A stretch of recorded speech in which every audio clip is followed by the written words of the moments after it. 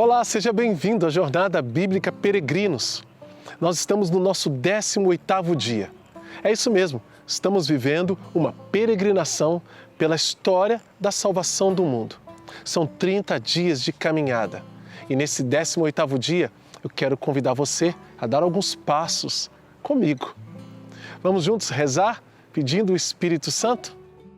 Vinde, Espírito Santo, enchei os corações dos vossos fiéis e acendei neles o fogo do vosso amor. Enviai vosso Espírito e tudo será criado e renovareis a face da terra. Oremos. Ó Deus, que instruíste os corações dos vossos fiéis com a luz do Espírito Santo, fazei que apreciemos retamente todas as coisas segundo o mesmo Espírito e gozemos sempre da sua consolação. Por Cristo Senhor nosso. Amém. Nesse 18º dia da nossa jornada bíblica Peregrinos, nós vamos mergulhar num mistério. Eu posso dizer, o maior mistério desta história de salvação, que é o mistério da paixão, morte e ressurreição de nosso Senhor Jesus Cristo. Hoje vamos começar, vamos entrar. Passaremos por esse mistério em 4 passos dessa nossa caminhada. Esse 18º dia é o primeiro desses 4 passos. E eu quero convidar você a, com muito zelo e com muita prontidão, viver esses dias. Porque são os mais importantes de toda a nossa caminhada. Tudo foi importante e está sendo, claro, mas dentro daquilo que é importante, existe o essencial. Aquilo que realmente faz acontecer a salvação em nossas vidas. Tudo que veio antes desse momento foi preparação, explicação e sinal daquilo que deveria acontecer para nós. Tudo que vem depois é consequência da salvação que nos alcançou. E nós estamos entrando no mistério da paixão, da morte e ressurreição de nosso Senhor. Pega comigo a sua Bíblia, no Evangelho de São João, no capítulo 13. Vamos ler. Antes da festa da Páscoa, sabendo Jesus que tinha chegado a sua hora de passar deste mundo para o Pai, tendo amado os seus que estavam no mundo, amou-os até o fim. Foi durante a ceia. O diabo já tinha seduzido Judas Iscariotes para entregar Jesus. Sabendo que o Pai tinha posto tudo em suas mãos e que de junto de Deus saíra e para Deus voltava, Jesus levantou-se da ceia, tirou o manto, pegou uma toalha, amarrou-a à cintura. Derramou água numa bacia e pôs-se a lavar os pés dos discípulos e enxugava-os com a toalha que trazia à cintura. Chegou assim a Simão Pedro. Este lhe disse: Senhor, tu vais me lavar os pés? Jesus respondeu: agora não entendes o que eu faço, o que eu estou fazendo, mais tarde compreenderás. Pedro disse: tu não me lavarás os pés nunca. Mas Jesus respondeu: se eu não te lavar, não terás parte comigo. Simão Pedro disse: Senhor, então lava-me não só os pés, mas também as mãos e a cabeça. Jesus respondeu: quem tomou banho não precisa lavar senão os pés, pois está inteiramente limpo. Vós também estáis limpos, mas não todos. Ele já sabia quem o iria entregar, por isso disse: não estáis todos limpos. Após lavar os pés dos discípulos, Jesus vestiu o manto e voltou ao seu lugar. Disse aos discípulos: entendeis o que eu vos fiz? Vós me chamais de Mestre e Senhor e dizeis bem, porque sou. Se eu, o Mestre e Senhor, vos lavei os pés, também vós deveis lavar os pés uns aos outros. Versículo 15. Dei-vos um exemplo para que façais assim, como eu fiz para vós. Em verdade vos digo, o servo não é maior que o seu senhor, e o enviado não é maior do que aquele que o enviou. Já que sabeis disso, sereis felizes se o puserdes em prática. Eu não falo de todos vós. Eu conheço aqueles que escolhi, mas é preciso que se cumpra o que está na Escritura. Aquele que come do meu pão levantou contra mim o calcanhar. Desde já, antes que aconteça, eu vou-lo digo para que, quando acontecer, acrediteis que eu sou. Em verdade vos digo, quem recebe aquele que eu enviar, a mim recebe, e quem me recebe, recebe aquele que me enviou. Palavra do Senhor, graças a Deus. Nós temos esse primeiro trecho para meditar sobre esse mistério da paixão de Jesus. Onde Jesus tinha mandado preparar uma ceia, porque a Páscoa se aproximava. Nós vimos alguns dias atrás, perto da Páscoa, Jesus multiplica os pães. Perto da Páscoa, Jesus ressuscita Lázaro depois de 3 dias. Jesus espera Lázaro morrer. Por ordem do Pai, veja, Jesus amava Lázaro, mas o Pai queria que Jesus fizesse mais esse sinal. E foi o último sinal. Foi o último sinal. E que sinal extraordinário, porque Lázaro já estava morto e já fazia 4 dias enterrado. Mas, se creres, verás a glória de Deus. Bom, Jesus, depois de todas essas realidades, vai finalmente viver a sua Páscoa. É a quinta-feira de preparação. E nesta quinta-feira, Jesus faz um gesto que Pedro fica escandalizado, né? Ele não quer que Jesus faça isso por ele. Jesus pega uma bacia e começa a lavar os pés dos discípulos. Por que isso é tão estupendo, escandaloso para Pedro?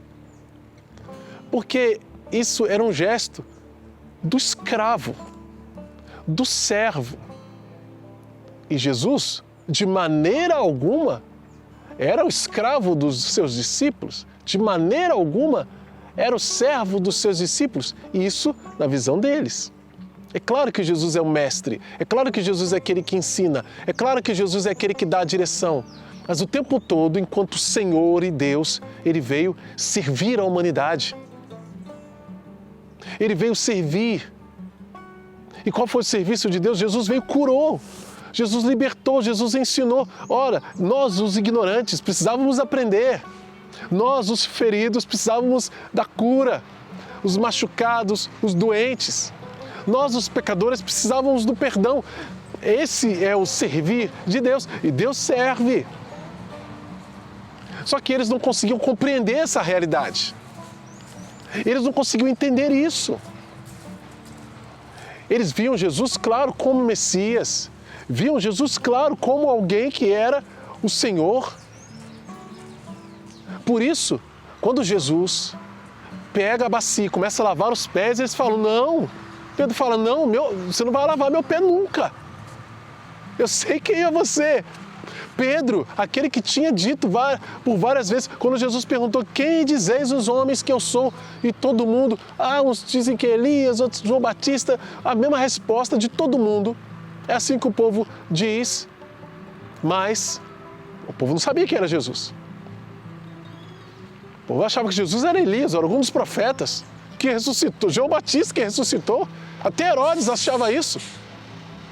Mas Jesus perguntou, e vocês? E vocês? O que vocês dizem?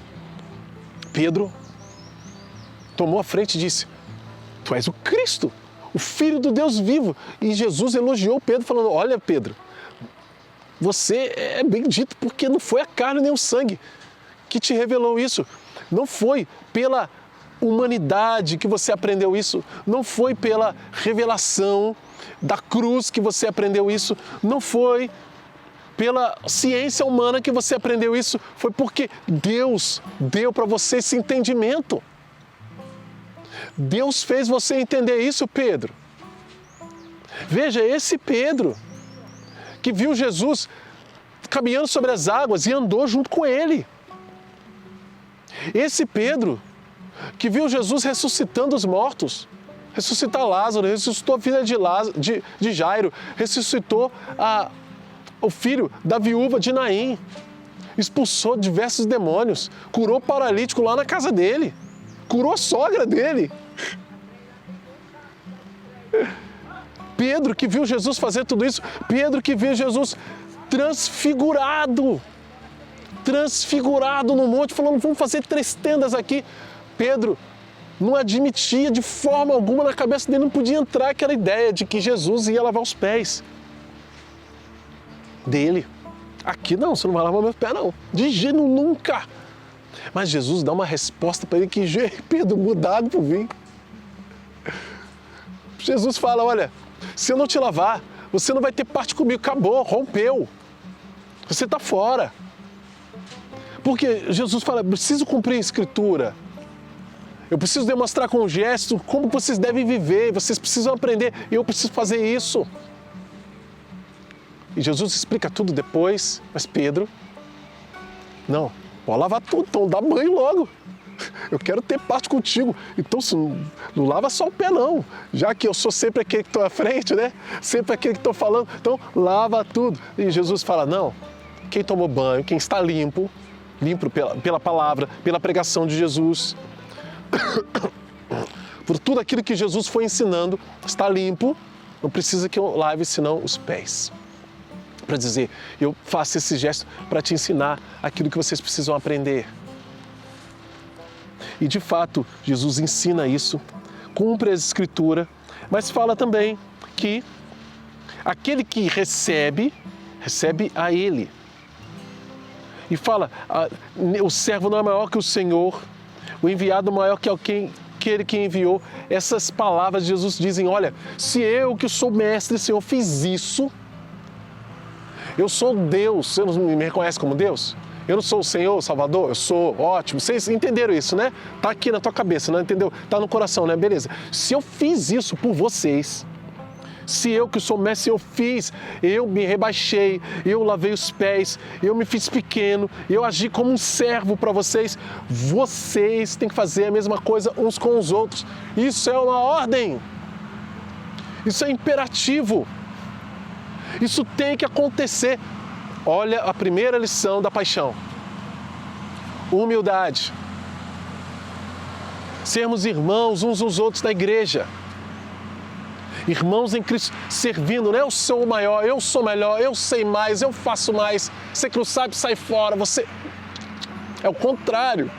Jesus falou, se você não deixar eu servir você está fora. Se você não deixar eu te ensinar essa lição de humildade, você está fora. Não terás parte comigo. Você está entendendo? Está entendendo que isso é o contrário, totalmente o contrário do que o mundo ensina? O mundo ensina que se você não souber pisar no outro, se você não souber revidar na mesma altura, na mesma moeda, bateu, levou, olho por olho, dente por dente, né? E às vezes a gente ensina isso para os nossos filhos. Achando que não vai levar desaforo para casa não, meu filho não vai apanhar na escola não, e não sei o que, não adianta não, tem que bater, bate também, revida também. Oxe, isso, aqui, cadê? Cadê o ensinamento de Jesus? Você pode até fazer pela fraqueza, mas nunca ensinar o contrário daquilo que Jesus mandou. Jesus está dizendo, eu sou mestre e Senhor e eu estou lavando seus pés. Faça o mesmo. Caso contrário, você não vai ter parte comigo. Essa é a preparação de Jesus para a sua paixão. E aqui, vamos pegar no Evangelho de São Lucas, capítulo 22, de 14 a 23. onde nós vamos ver a última ceia, o relato da última ceia no Evangelho de São Lucas, Lucas 22, versículo 14 até 22. Lucas 22, de 14 a 22. Quando chegou a hora, Jesus pôs-se à mesa com seus apóstolos e disse: ardentemente desejei comer convosco esta ceia pascal antes de perecer. Olha só, que palavra direta. Ardentemente, quando você fala, eu desejo ardentemente, cara, é um desejo que quase que é incontrolável, né? Sabe quando você está vou mal comparar, tá? Quando você está diante daquele prato de comida delicioso que você tem água na boca. Nossa, chegou a dar água na boca, né? Que desejo ardente. Jesus está falando isso. Desejei ardentemente comer convosco essa ceia pascal antes de perecer. Pois eu vos digo que já não mais comerei até que ela se realize no reino de Deus. Então, pegou o cálice, deu graças e disse: recebei, este cálice e fazei passar entre vós. Pois eu vos digo, de agora em diante não mais beberei do fruto da videira até que venha o reino de Deus. A seguir, tomou o pão, deu graças, partiu e dizendo: isto é o meu corpo, que é dado por vós. Fazei isto em memória de mim. Depois da ceia, fez o mesmo com o cálice, dizendo: este é o cálice da nova aliança no meu sangue, que é derramado por vós. Todavia, a mão de quem vai me entregar está perto de mim nesta mesa. Sim, o Filho do Homem se vai como está determinado, mas ai daquele por quem ele é entregue. Então começaram a perguntar uns aos outros qual deles deveria fazer tal coisa. E aí fica aquela discussão. Existem outras realidades dentro da ceia do Senhor que não estão sendo contempladas aqui. Mas estamos pegando aquilo que é mais importante dentro dessa realidade. Se nós olharmos para 2 dias atrás, quando falávamos do pão da vida, Jesus fala: minha carne é a verdadeira comida, o meu sangue é a verdadeira bebida. E o Filho do Homem vos dará. Está aqui. Está aqui. O Filho do Homem está dando sua carne para comer, seu sangue para beber. Aí alguém pode dizer assim: mas não é carne de Jesus, né? É o pão. Mas uma vez que Jesus disse que é carne dele, você vai dizer que não é? Se Jesus afirma: minha carne é verdadeira comida e verdadeira bebida, não é faz de conta de comida ou faz de conta de bebida, é verdadeira. Tanto assim que eles entenderam muito bem que começaram a ir embora. Falaram: não, essa palavra é muito dura. E não foi só os judeus, não. Os judeus já tinham ido embora há mais tempo. Foram discípulos de Jesus. Que Jesus não tinha só os 12. Tinha, né? Segundo alguns escritores, alguns dizem, né? 120 discípulos que andavam ali mais juntos de Jesus, né? Discípulos que não eram apóstolos. Tinha, no mínimo, bem próximo, 72 que ele tinha mandado em missão, 72. Mas tinha os 12. Quando começaram a ir embora os discípulos, Jesus perguntou para os 12: vocês vão embora também? Isso vos escandaliza? Está aqui, mais uma oportunidade de se escandalizar, porque ele desejou ardentemente comer esta ceia. Aquele desejo ardente. E não é um desejo ardente humano, meu. Vejo um prato de comida gostoso, vou falar aqui, vejo uma mujica de pintado, né? Vejo um merengue de sobremesa e fico com a água na boca. Não, não é esse desejo pequenininho, ardente. É um desejo da alma de Cristo. Ardentemente, ó. Eu estou até com essa oração aqui na camisa. Alma de Cristo. É um desejo ardente de comer. O quê? De dar a comer na Páscoa e dizer: olha aqui, isso aqui é um símbolo do meu corpo. Não, Não, tomai, isto é meu corpo, isto é meu sangue. Jesus está cumprindo a promessa que fez. A igreja nos ensina que esse é um sacrifício incruento de Cristo, ou seja, sem o derramamento de sangue. Ele transforma de fato o pão da sua carne e o vinho no seu sangue, e para isso tem incontáveis milagres eucarísticos pelo mundo. Pode pesquisar, pode viajar até lá para poder ver com seus próprios olhos, se você não acreditar naquilo que a igreja fala. Mas está aí, para quem quiser ver. Os milagres estão aí. Mas quem crê e não precisa ficar com essa cabeça cética, basta crer no que Jesus está dizendo. Basta acreditar na palavra dele. E assim acontece que ele institui a Eucaristia, e nesse dia também o sacerdócio, porque faz deles sacerdotes. Fazer isso em memória de mim. Por quê? Porque eu não vou mais celebrar enquanto não tiver o reino dos céus estabelecido. Eu não vou mais, eu vou estar... Esse é o sacrifício único. Por isso que a gente, quando vai à missa, a gente vai na mesma missa que Jesus celebrou naquele dia. Como pode um negócio desse? Mas é assim que a igreja nos ensina, que o sacrifício de Cristo é único e irrepetível. Quando a gente está na Eucaristia, é como se, hoje em dia a gente tem muitos jogos, muitos filmes, o pessoal entra num portal, volta no tempo, volta naquele tempo lá. É isso que acontece na missa. É aquele tempo que se faz, que acontece para nós. Nós somos levados ao Calvário. Nós somos levados à Quinta-feira Santa, à Sexta-feira Santa. Nós somos levados ao mistério da paixão de Cristo. É o que acontece, isso é a missa. Não acredito. Então, peça a Deus fé. Se você é católico, você precisa dessa fé. E quando você crê, meu Deus do céu, como que a sua vida vai ser transformada por entender esse mistério de amor maravilhoso de Jesus por nós. O que acontece depois disso é que Jesus é traído. Vamos voltar para o Evangelho de São João, no capítulo 13, versículo 21. Acontece aquilo que ele falou da traição. João capítulo 13, versículo 21. Depois de dizer isso, Jesus ficou interiormente perturbado e testemunhou: em verdade vos digo, um de vós me entregará. Olha só, em verdade, de novo. Um de vós me entregará.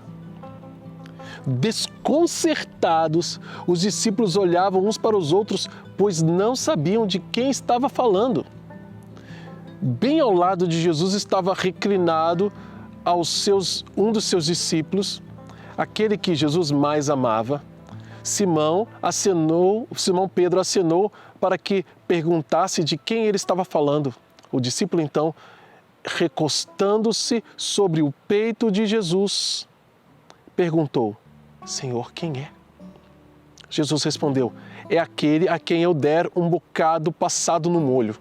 Então, Jesus molhou um bocado e deu a Judas, filho de Simão Iscariotes. Depois do bocado, Satanás entrou em Judas. Judas então lhe disse: o que tens? Jesus então lhe disse: Desculpa. O que tens a fazer, faze logo. Jesus disse para Judas. Jesus sabia que Judas ia trair. Os outros discípulos é que não sabiam. Mas nenhum dos presentes entendeu o que ele falou. Jesus estava dizendo: compra o que precisamos para a festa, ou que desse alguma coisa para os pobres. Então, depois de receber o bocado, Judas saiu e imediatamente era noite.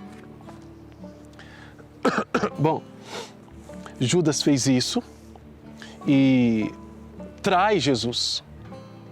Nós vamos em seguida continuar nessa sequência em que Jesus vai dar um novo mandamento, o mandamento do amor. Veja, só depois que Judas sai, porque Judas já está fora, apesar de que Jesus lavou os pés de Judas, para que Judas tivesse parte com ele. Ele era a chance de Judas. Judas teria mais chance se acreditasse. Mas Judas já tinha perdido a fé, já tinha perdido completamente a sua fé. E o que acontece é que depois que Judas saiu, Jesus traz esse mandamento novo. Vamos ler. Versículo 31, continuação. Depois que Judas saiu, Jesus disse: agora foi glorificado o Filho do Homem e Deus foi glorificado nele. Se Deus foi glorificado nele, Deus também glorificará a si mesmo e o glorificará logo. Filhinhos, por um pouco tempo eu ainda estou convosco, vós me procurareis e agora eu vos digo, como eu disse também aos judeus, para onde eu vou, vós não podeis ir. Eu vos dou um novo mandamento. Amai-vos uns aos outros. Como eu vos amei, assim também vós deveis amar-vos uns aos outros. Nisso conhecerão todos que sois os meus discípulos, se vos amardes uns aos outros. No discurso da sua paixão, na ceia que ele desejou ardentemente, começa lavando os pés, fala da Eucaristia. Claro, nós pegamos outro evangelho, mas a sequência dos fatos não muda na vida de Jesus. Jesus fala da Eucaristia, Jesus dá-se na Eucaristia. Depois que sai o traidor, Jesus dá um novo mandamento. Jesus escreve uma página nova na lei, o mandamento do amor. Amai-vos uns aos outros como eu vos amei, assim vós deveis amar-vos uns aos outros. O que muda nisso? Muda tudo, porque agora eles têm referência. Amar como? Como a si mesmo? Porque esse era o mandamento. Amar a Deus sobre todas as coisas, o resumo da lei. Ama a Deus e também ama o próximo como a si mesmo. Mas a minha referência, a referência de mim mesmo, é fraca. Mostra-se fraca. E eu não tenho um parâmetro concreto. Quando eu me olho no espelho, eu não me enxergo direito. Ah, mas o espelho está limpo, é tão nítido. Mas eu tenho um problema interno, interior. Por isso eu não me enxergo direito. Mas Jesus veio, gente. Jesus veio e mostrou como é que se faz. Agora, Ele é a referência. É por isso que nós não erramos quando nós olhamos para Jesus e queremos segui-lo, amá-lo como Ele amou. É por isso que quando a igreja proclama alguém santo, é porque essa pessoa seguiu Jesus nesse patamar, nesse ponto. E aí diz, pode seguir esse aí que é seguro. Ele chegou lá, a Cristo. Que bonito. E assim é que nós seremos reconhecidos como discípulos de Jesus. Por causa do amor que temos uns para com os outros, que esse amor tenha referência no amor de Cristo. Assim como Cristo amou, nós também devemos amar uns aos outros. E Ele está mostrou com toda a sua vida, toda a sua caminhada e mostrou ali na última ceia, se rebaixando, agindo como servo de todos. Gente, isso é tão difícil porque nós somos muito orgulhosos. A gente aguenta a humilhação por um tempo, daqui a pouco a gente não aguenta mais, falando, não, chega! Ninguém está dizendo que é necessário ficar aguentando quieto, sem pedir ajuda, qualquer tipo de coisa, de injustiça. Mas se você está em Deus, se você é uma pessoa que vai conhecendo a palavra de Deus, vai rezando, você vai entendendo os momentos em que a humildade e a humilhação devem ter cada vez mais espaço na sua vida, para que Cristo cresça em você. Isso nós vamos entendendo a partir do momento em que vamos nos aproximando de Deus. Porque Ele é a referência, lembra? Como Ele amou, nós também devemos amar. Nós não somos essa referência. Por isso nós não suportamos sofrer muito tempo. Por isso nós não suportamos muitas tribulações. Problema de referência. A referência é Cristo. Que bonito. Que grande graça de Deus. Nós vamos continuar, né? E Jesus fala isso, dá um novo mandamento. Depois, Jesus faz a promessa do Espírito Santo, que está no mesmo Evangelho de São João, agora no capítulo 16. Claro, Jesus vai falar de outras realidades aqui, mas a promessa do Espírito, ela também vem como um cumprimento de algo que é muito antigo. De uma promessa que os profetas diziam desse derramamento do Espírito Santo. E Jesus vai falar do Espírito Santo. Jesus vai dizer do Espírito Santo. Veja só o que Jesus vai nos ensinar. Está no capítulo 16 do Evangelho de São João, de 1 a 15. João 16, de 1 a 15. Eu vos disse essas coisas para que a vossa fé não fique abalada. Sereis expulsos das sinagogas e virá a hora em que todo aquele que vos matar julgará estar prestando culto a Deus. Agirão assim, não por terem conhecido, agirão assim por não terem conhecido nem a mim, nem o Pai, nem a mim. Veja, um parênteses, veja como essa promessa aqui, ela se cumpre e a gente tem até um nome para essa pessoa, Paulo. Paulo julgava estar prestando um serviço, um culto a Deus, fazendo prender e levando à condenação da morte muitos cristãos, aprovando o martírio de Estevão e depois dele, muitos outros. Mas vamos seguir em frente. Versículo 4, eu vos falei assim para que vos recordeis de que eu disse quando chegar a hora. Eu não vos disse isso desde o começo, porque eu estava convosco. Agora eu vou para aquele que me enviou, e nenhum de vós me pergunta, para onde vais? Mas, porque eu vos falei assim, os vossos corações se encheram de tristeza. No entanto, eu vos digo a verdade. É bom para vós que eu vá. Se eu não for, o defensor não virá a vós. Mas se eu for, eu o enviarei a vós. Quando ele vier, acusará o mundo com relação ao pecado, à justiça e ao julgamento. Quanto ao pecado, eles não acreditaram em mim. Olha só que sério. O mundo será acusado pela força do Espírito Santo. E aí, dentro a força do Espírito, está a pregação da igreja, porque o Espírito é enviado para os fiéis. É enviado à igreja. O Espírito Santo de Deus é enviado para a igreja. E a igreja acusa, em nome do Espírito Santo, o mundo de quê? De pecado, porque eles não acreditaram em Jesus. Versículo 10. Quanto à justiça, porque eu vou para o Pai de modo que não mais me vereis. E quanto ao julgamento, porque o chefe deste mundo está condenado. A justiça é o lugar de Deus vitorioso, é no céu.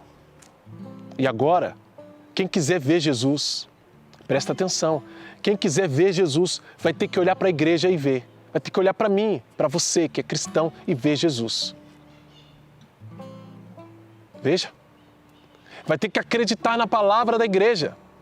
Porque, de modo que não mais vivereis, o tempo em que Deus veio e se revelou já aconteceu e agora ele continua sendo anunciado pela igreja que Jesus fundou, que Jesus deixou neste mundo. E aí nós continuamos, e o julgamento, por quê? Porque o chefe desse mundo já está condenado, Satanás foi vencido por Deus.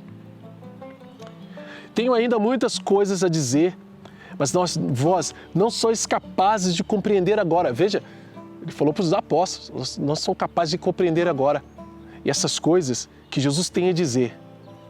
Mas ele continua, versículo 13. Quando ele vier, o Espírito da verdade vos guiará em toda a verdade. Ele não falará por si mesmo, mas dirá tudo quanto tiver ouvido e vos anunciará o que há de vir.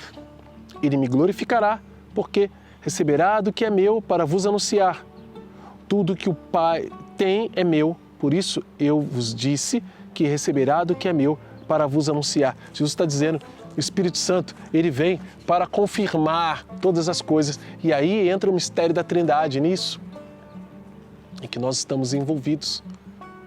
Jesus fala que agora não tem condições de entender muita coisa. Agora não. Mas quando vier o Espírito Santo, vocês vão entender. Eu tenho muita coisa para dizer, mas vocês não são capazes agora de entender. Quem fala no lugar de Jesus isso? Quem ensinou a igreja? Quem ensina a igreja hoje é o Espírito Santo, que é Deus. E Jesus diz, é bom para vocês que eu vá. É bom que eu vá. O Espírito Santo vai realizar a obra, aquilo que recebeu de mim. Veja que maravilha, gente. Que maravilha esse mistério de salvação para nós. Para terminarmos, nós vamos terminar com um fato sério, difícil de ser digerido por nós. O fato de nós sermos fracos, a nossa fraqueza. E a nossa fraqueza manifestada, estampada na pessoa de Pedro. Evangelho de São João, capítulo 18, versículos de 15 a 27. Simão Pedro e um outro discípulo seguiam Jesus.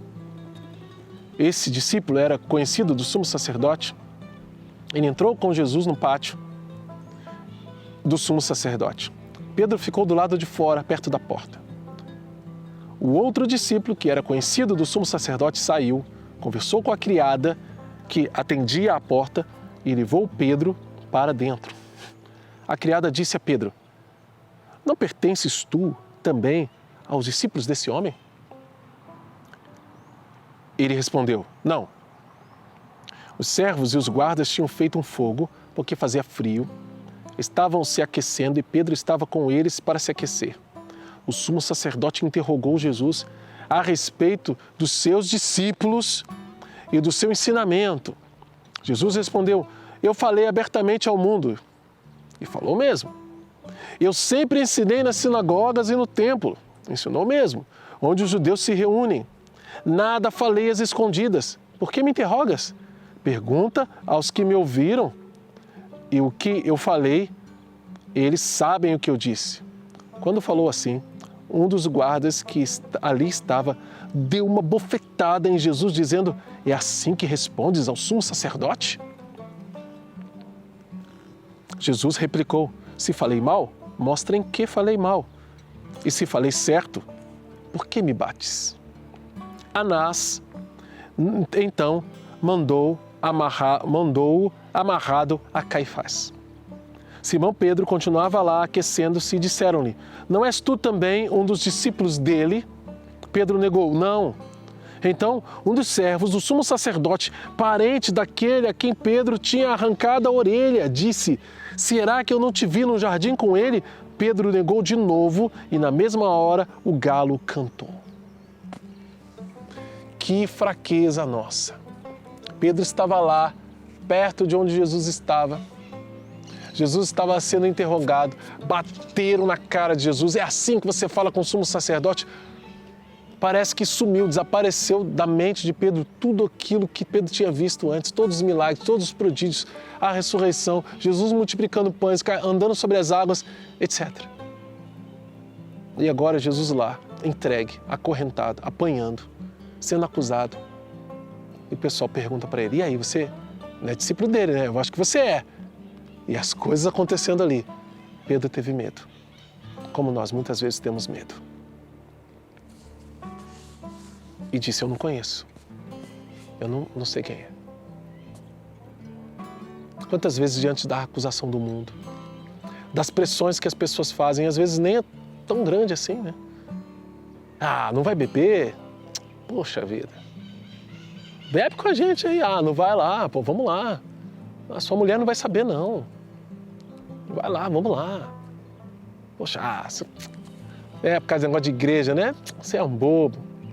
Quantas vezes, por causa desse tipo de persuasão, desse tipo de humilhação, de incômodo, nós acabamos negando Jesus.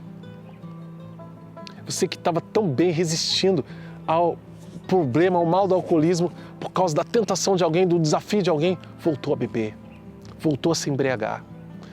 Você que tinha vencido o cigarro, voltou a fumar. Veja, coisas que vão destruir sua vida, se você continuar. Você que tinha parado com o jogo, aquele jogo de azar, voltou a jogar. Você que tinha parado de trair, de sair para as baladas, escondido da sua esposa, contava outra história em casa, voltou a fazer isso. Mas Pedro vai ter a chance de se retratar. Pedro vai ter a chance de chorar amargamente os seus pecados. E é isso que salva Pedro, o arrependimento. E Pedro se arrepende porque, apesar do tamanho do erro que ele cometeu, da dor, por ter negado conhecer Jesus, ele que antes era o primeiro a dizer: Tu és o Cristo, vamos fazer 3 tendas, né? A quem iremos, Senhor? Só Tu tens palavra de vida eterna e agora eu não conheço, não sou discípulo dele não, conheço não, nunca vi não. Nossa fraqueza é grande, irmãos. Nós precisamos muito da graça de Deus. Entramos nesse mistério e nós vemos que Jesus não volta atrás na sua decisão de nos amar grandemente para a nossa salvação. Esse mistério da salvação só está começando. E eu e você somos convidados nesses dias a passarmos por ele, para experimentarmos lá no final da sua glória.